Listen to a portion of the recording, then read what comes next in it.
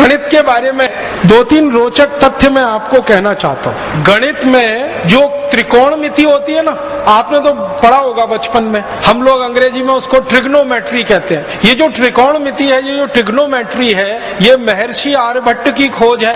उन्होंने सबसे पहले त्रिकोणमिति दिया है पूरी दुनिया को जानने, समझने और सीखने के लिए। और आप जानते हैं, इसी त्रिकोणमिति को आधार बनाकर दुनिया में सारा निर्माण कार्य चलता है।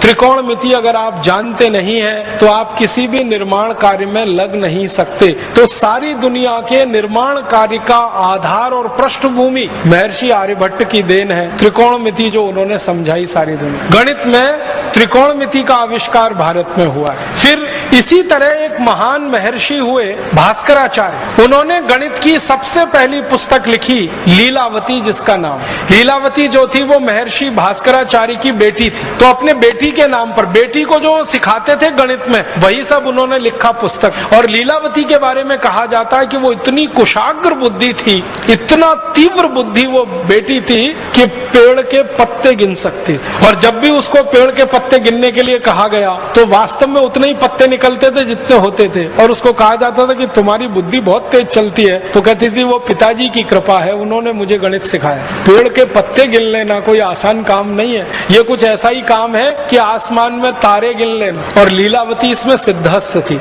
उस लीलावती के नाम से पुस्तक प्रकाशित हुई, महर्षि भास्कराचार्य की गणित की पहली पुस्तक।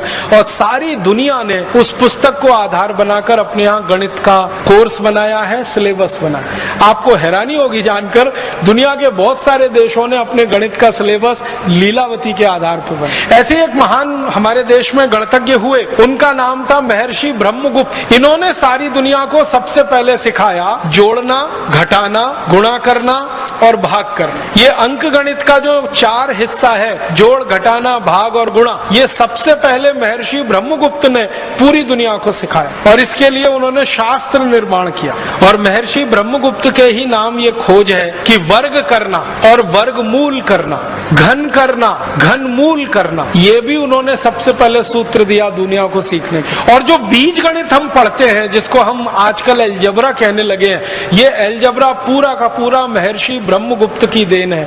हमारा आज का अलजेब्रा और उसका सिलेबस महर्षि ब्रह्मगुप्त के लिखे हुए पुस्तकों पर आधारित है सारा।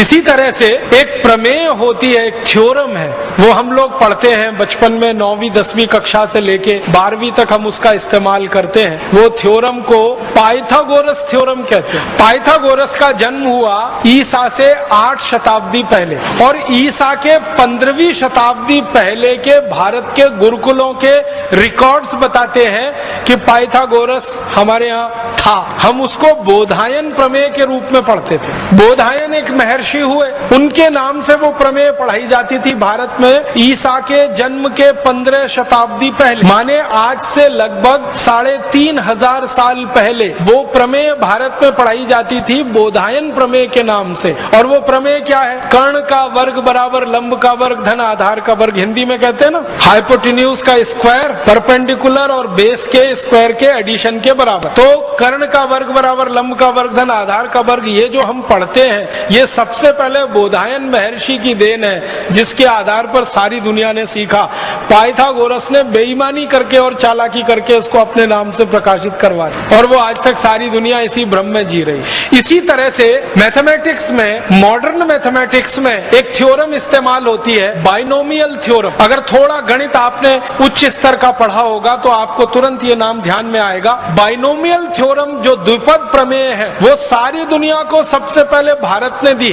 और ये बाइनोमियल थ्योरम भी महर्षि आर्यभट्ट की देन है सारी दुनिया में। और इसी तरह से हमारे भारत में एक विषय चलता है गणित में, जिसको मॉडर्न मैथमेटिक्स के नाम से आजकल कहने लगे हैं, कैलकुलस। और उसके 2 हिस्से हैं, इंटीग्रल कैलकुलस, डिफरेंशियल कैलकुलस। ये इंटीग्रल कैलकुलस सबसे पहले भारत में लाया जिस महर्षि ने, उनका नाम था माधवाचार्य।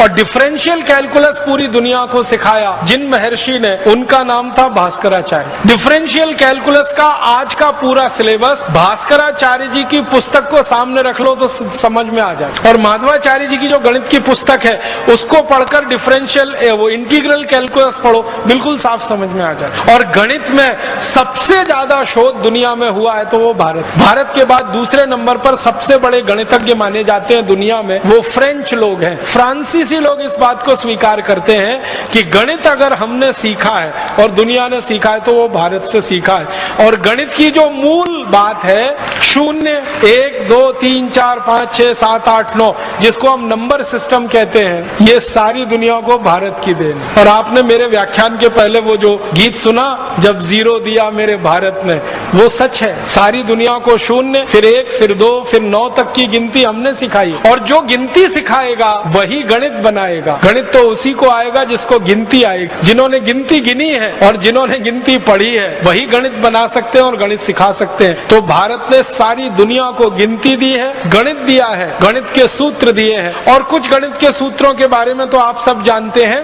वैदिक गणित का नाम आपने सुना है? वैदिक गणित के सूत्र 17 सूत्र हैं। इन सूत्रों को जो सीख लेगा वो गणित का इतना बड़ा पंडित हो जाएगा कि कैलकुलेटर से ज्यादा तेज कैलकुलेशन वो कर पाए। कुछ भारतवासी सारी दुनिया में अपना चमत्कार दिखाते रहते हैं गणित का। एक बहन जी है, एक माता जी है, नाम नहीं लेना चाहता उनका, आप सब समझ जाएंगे 1 मिनट में। वो पूरी दुनिया में प्रवास करती हैं और बड़े बड़े शो करती हैं। लाखों रुपए उस शो के वो लेती हैं। एक एक व्यक्ति उस शो में जाए तो हजारों रुपए की टिकट खरीदता है, डॉलर्स में खरीदता है। और वो माताजी सबको यही बताती हैं गणित के सूत्र, और चमत्कारिक तरीके से बताती है। 10 अंक का कुछ संख्या लिख दो और 10 अंक की एक संख्या लिख दो, दोनों का गुणा कर दो। कैलकुलेटर जितनी देर में बताएगा वो माताजी उसके पहले बता देती है। और लाखों डॉलर बरसते हैं उनके ऊपर। वो कुछ भी नहीं है, वैदिक मैथमेटिक्स के सूत्र हैं। कोई सीख लेगा तो वो बता देगा, उसमें कौन सी खास बात है। और उनके बारे में अखबारों में बड़ा बड़ा विज्ञापन आता है। जिनका दिमाग कंप्यूटर से ज्यादा तेज चलता है, जिनके गणित की गणनाएं कंप्यूटर से ज्यादा तेज है, ऐसी माता जी का व्याख्यान सुनने आइए या दर्शन करने आइए। मैं सोचता हूँ कि ऐसी तो सभी माताएं हो सकती है, सभी बहनें हो सकती है, सभी भाई हो सकते हैं। बस वैदिक गणित के वो 17 सूत्र सीखने की देर है। और वो सूत्र अगर आपको सीखने हो तो पुस्तकें उसकी बाजार में उपलब्ध हैं। मेरी आपको एक विनम्र प्रार्थना है, वो ये कि आपके घर में छोटे छोटे बच्चे हैं, उनको वो सूत्र जरूर सिखा दीजिए। गणित उनको रोचक हो जाएगा। हमारे देश के बच्चों को गणित में ही सबसे ज्यादा बोरियत आती है, क्योंकि आज जो हम गणित सीखते हैं और सिखाते हैं वो अंग्रेजों के तरीके से सीखते हैं और अंग्रेजों के तरीके से सिखाते हैं। उसमें रस बिल्कुल नहीं है। लेकिन ये जो वैदिक गणित लिखा गया है, इसको सीखने में इतना रस है कि आप 90 साल के भी हो जाएं तो भी आप वैसे ही सीखेंगे जैसे 15-17 साल के बच्चे सीख। हमारे भारत में शिक्षा के बारे में जो सबसे गहरी बात है कि शिक्षा को रसपूर्ण बना के सिखाना, हंसते हंसते सिखा देना, खेलते खेलते सिखा देना, गाना गाते गाते सिखा देना, गीत गाते गाते सिखा देना, दुनिया में कहीं नहीं है। तो वैदिक गणित के सूत्रों को आप सीखें, बहुत अच्छा हो। नहीं तो अपने बच्चों को जरूर सिखाएं। पुस्तकें बाजार में उपलब्ध हैं, उनसे आप आसानी से कर सकते हैं। और मेरा तो कहना है कि आप सीखकर दूसरों को सिखाने का अभियान चला सकते हैं। कम से कम ये जो तिलिस्म बना हुआ है 2-3 लोगों के नाम पर कि वो गणना करते हैं कंप्यूटर से ज्यादा तेज, वो भाई हो या बहन कंप्यूटर से तेज गणना कर सकता है अगर वैदिक गणित के ये सूत्र सीखे।